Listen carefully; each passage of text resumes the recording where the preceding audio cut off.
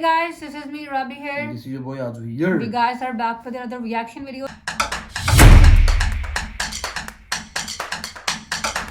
तो गाइस अगर चैनल पर न्यू आए हो तो चैनल को सब्सक्राइब कर लो, आगे को ज्वाइन कर लो।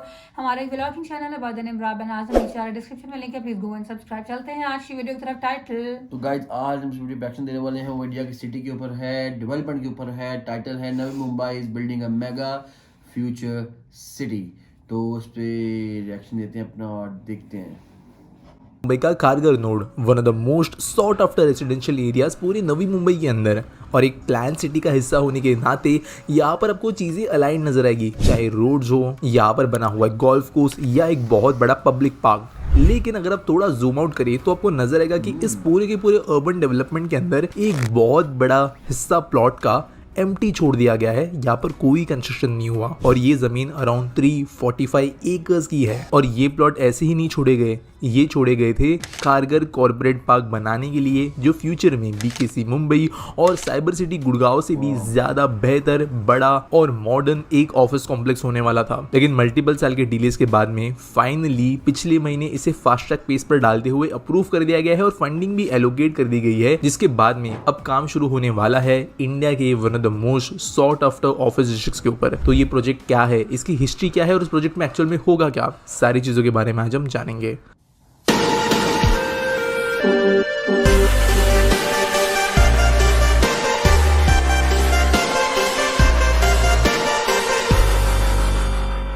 थोड़ी यहाँ पर नवी मुंबई के प्लानिंग की हिस्ट्री जानना जरूरी है ये समझने के लिए कि खारघर को यहाँ पर ये काम क्यों दिया गया एग्जीक्यूट करने के लिए। तो जब नवी मुंबई बन रहा था तब ये डिसाइड किया गया था कि मुंबई के अंदर जो वर्किंग क्राउड है वो कम किया जा सके और उसे नवी मुंबई में शिफ्ट करने के लिए अलग अलग जॉब क्रिएशन सेक्टर्स बनाने की जरूरत थी। इसी को देखते हुए जब नवी मुंबई डिजाइन हुआ तब वाशी बना एक बहुत बड़ा फार्मर्स मार्केट जो यहाँ की शुरुआत थी, जिसके बाद में अलग अलग इंडस्ट्रीज बने। घनसोली बना यहाँ का इंडस्ट्रियल एरिया जहाँ पर बड़ी फैक्ट्रीज थी। इसके बाद में ऐरोली यहाँ का आईटी हब बना जहाँ पर मुंबई से ज्यादा आईटी कंपनीज के बड़े वाले ऑफिसेज है।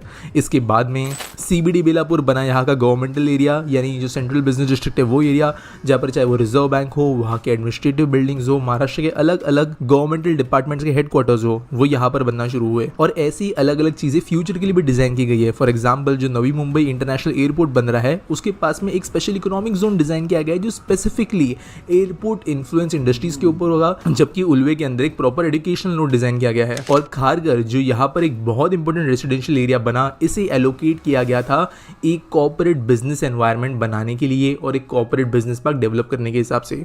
और ये जमीन इसीलिए एलोकेट की गई थी कई दशकों पहले ही, जब खारघर के इनिशियल फॉर्मेशन वाले स्टेप्स को एग्जीक्यूट किया जा रहा था। लेकिन कई डिलेज के चलते और नीड न होने की वजह से ये प्लॉट ऑफ लैंड एम्प्टी ही पड़ा रहा, रिजर्व होने के बावजूद। फाइनली अराउंड दशक भर पहले यहाँ पर टॉक्स फिर से शुरू हुई इस प्लान को डेवलप करने के लिए।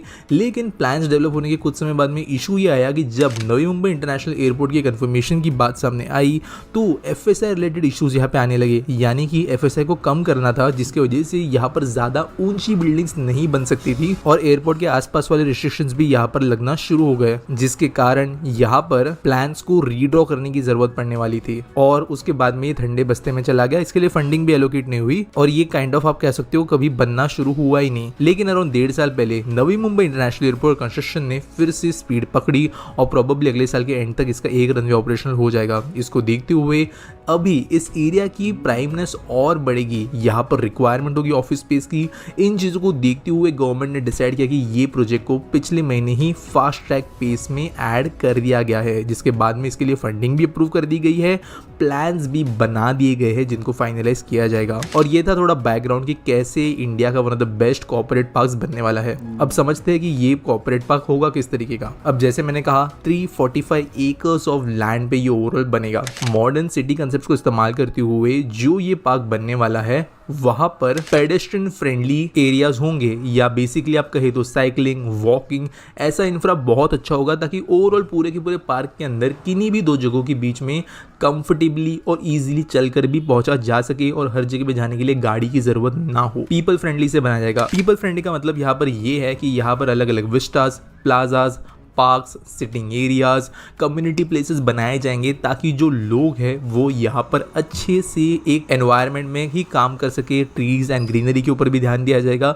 ऐसा नहीं होगा कि ये एक बैरन लैंडस्केप हो जाए, जो आप काइंड ऑफ कहीं ना कहीं मुंबई का आज बीकेसी है, जहाँ पर अगर आप पैदल चलने का डिसाइड करते हो तो वहाँ पर कोई भी चीज़ जाने के लिए डिफिकल्ट है, वो यहाँ पर नहीं किया जाएगा। इसके अलावा दूसरा जो इंपॉर्टेंट फैक्टर है इस प्लान का वो है रैपिड ट्रांजिट के ऊपर फोकस। डीएलएफ साइबर सिटी की बात करें तो वहाँ पर भी रैपिड ट्रांजिट के ऊपर बहुत इंपॉर्टेंटली फोकस किया गया था, चाहे वो मेट्रो हो या रोड्स, और सिमिलर चीज़ यहाँ पे होगी। वैसे अगर हम देखें तो ऑलरेडी इस एरिया में से जो जल्दी खुलने वाली नवी मुंबई मेट्रो है उसकी लाइन गुजरती है और एक स्टेशन भी मौजूद है, और फिर प्लान है कि इस लाइन से आगे जाकर रैपिड ट्रांजिट के दूसरे सिस्टम्स बनाए जाएंगे, चाहे वो आप कह सके तो बीआरटीएस बसेस भी हो सकती है, ट्राम्स भी हो सकती है। अब ये फ्यूचर में ही पता चलेगा कि कैसे ये दूसरे इंटरनल रैपिड ट्रांजिट सिस्टम्स बनेंगे, लेकिन कनेक्टिविटी पब्लिक ट्रांसपोर्टेशन के हिसाब से बहुत अच्छी होगी। अभी तक गवर्नमेंट ने एक एक एरिया क्या काम करेगा, कौन से टाइप की इंडस्ट्रीज होगी, क्या क्या चीज़ें यहाँ पर होगी, उसके बारे में डिटेल्स तो नहीं दिए हैं, लेकिन ये बात सामने आई है कि किस तरीके से इस प्रोजेक्ट को मेजरली फंड किया जाएगा। अब ऑब्वियसली गवर्नमेंट खुद का पैसा तो डालेगी ही, लेकिन गवर्नमेंट ने एक्सपेक्ट किया है कि वो 40,000 करोड़ का रेवेन्यू यहाँ से आना एक्सपेक्ट करेगी इसके बनने के बाद में, और साथ साथ बनते समय भी। अब वो कैसे?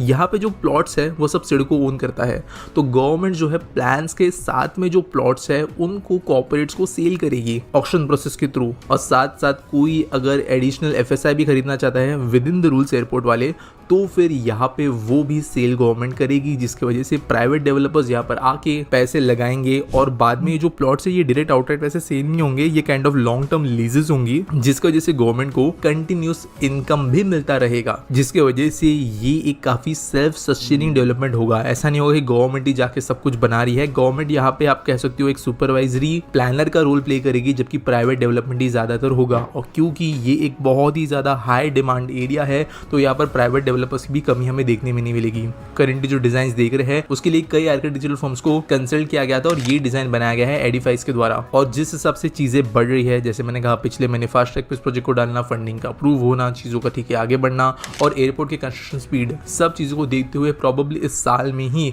हमें पहले प्लॉट्स पे कंस्ट्रक्शन होता हुआ नजर आ सकता है इस एरिया के अंदर, और ये बन जाएगा इंडिया का one of the best corporate spaces. उम्मीद करता हूँ ये वीडियो आपको सही लगी होगी। आपके पास अगर और details, This is the video that Navi Mumbai is building a mega future city। अब इसके अंदर बताया गया है बिकॉज हम सब ये जानते हैं कि मुंबई की जैसे ऑब्वियसली आबादी बढ़ गई थी, तो एक नवी मुंबई सिटी बनाया गया है कि जिसके अंदर हर तरह की एक फ्यूचरिस्टिक अप्रोच रख के हर तरह की लेटेस्ट टेक्नोलॉजी और फैसिलिटी और अम्यूनिटी दी गई और प्रॉपर सिटी डेवलप किया जा रहा है। इसके अंदर एक सेपरेट नवी मुंबई का एयरपोर्ट भी बन रहा है। यहाँ पर ट्रांसपोर्ट का भी एक निज़ाम दे दिया गया है, जैसे जो मेट्रो स्टेशन वहाँ बन चुका है और अंडर कंस्ट्रक्शन है, बहुत जल्दी वो ऑपरेशनल हो जाएगा और मेट्रो भी यहाँ पर आया करेगी और अंदर बीआरटी सिस्टम भी चला करेगा। तो इन्होंने एक बहुत ही प्राइम लोकेशन पे जो हब है नवी मुंबई का, उसके अंदर एक कॉर्पोरेट पार्क बनाने का सोचा हुआ है, जिसका पहले से प्लान था, लेकिन अब उस पर कंस्ट्रक्शन की जाएगी। पहले वो इसलिए नहीं हो पा रही थी बिकॉज मुंबई का एयरपोर्ट बनने की वजह से शायद नहीं किया जा सकता था, लेकिन अब वो हाई राइज बिल्डिंग्स बनेंगी। ऑब्वियसली प्लान थोड़ा शुरू ने शेयर भी किया इस वीडियो में, अगर तो वो ऑथेंटिक है प्लान तो, लेकिन इसमें अब ये है हर कॉर्पोरेट पार्क बनेगा, इसमें बहुत ज़्यादा बिजनेस आएगा, जॉब्स क्रिएशन होगी और लोग डिफरेंट ऑफिस खुलेंगे, बड़े ब्रांड्स आएंगे और हर तरह की इम्यूनिटी फैसिलिटी यहाँ तक आ जाएगी। और एक बहुत अच्छी चीज़ है, और ये एक इको फ्रेंडली इन्वायरमेंट भी क्रिएट करेंगे मुंबई में, बिकॉज एक न्यू डेवलप्ड सिटी है, तो उसके अंदर ऑब्वियसली इको फ्रेंडली इन्वायरमेंट होना भी चाहिए, क्योंकि ज़्यादा होगा तो ज़्यादा अच्छा इन्वायरमेंट रहेगा, बहुत अच्छा देखने में लग रहा है। और ये मुझे बहुत खुशी होती है, इंडिया बहुत ज़्यादा ना अपना इंफ्रास्ट्रक्चर पे ख्याल रख रहा है और देख रहा है और न्यू सिटीज़ डेवलप कर रहा है, ताकि एक फ्यूचर एक डेवलप्ड कंट्री अगर बनना है इंडिया ने, तो ये इंडिया का उसके लिए एक और कदम है जो बढ़ा रहे हैं। बिल्कुल ऐसा ही, जैसे कि हम लोगों ने देखा है साइबर सिटी है, एरो सिटी है, उस तरह से ही वो एक छोटा सा एरिया होता है, उसको एक बहुत अच्छे लेवल के ऊपर डेवलप किया जाता है। ठीक है, कॉर्पोरेट बिल्डिंग्स बनाई जाती हैं और अच्छे से कॉफ़ी शॉप्स और इंटरनेशनल ब्रांड्स वहाँ पर होते हैं, तो उसी टाइप की ये भी एक चीज़ कंस्ट्रक्ट करने जा रहे हैं। तो देखते हैं। और मैंने देखा है कि इंडिया में ना हर जगह पर इस तरह के प्रोजेक्ट्स आ रहे हैं ना, हर सिटी के अंदर, हर सिटी में, हर स्टेट में। तो ये एक बहुत अच्छी चीज़ है। ये मैं कह रहा हूँ कि इंडिया इस वक्त जो बहुत अच्छा काम कर रहा है, अगर डेवलपिंग कंट्री से डेवलप कंट्री में इंडिया ने जाना है तो इंडिया बहुत स्टेप्स ले रहा है इसके लिए कि जल्द से जल्द अपने जो गरीब लोग हैं, जो पुअर पीपल हैं, उनको पॉवर्टी से निकालें, उनको गरीबी की रेखा से ऊपर लेके आएं, और उनको ये भी, जैसे हमने पहले देखा था कि बहुत लोगों को ये आगे 2030 तक बिजनेस की तरफ लेके जाएंगे। 80% ऑफ द लोग जो हैं वो पॉवर्टी की लाइन से ऊपर आ जाएंगे, और फिर 20% जो रह जाएंगे उनको वो किसी तरह ऑब्लाइज करेंगे किसी तरीके से।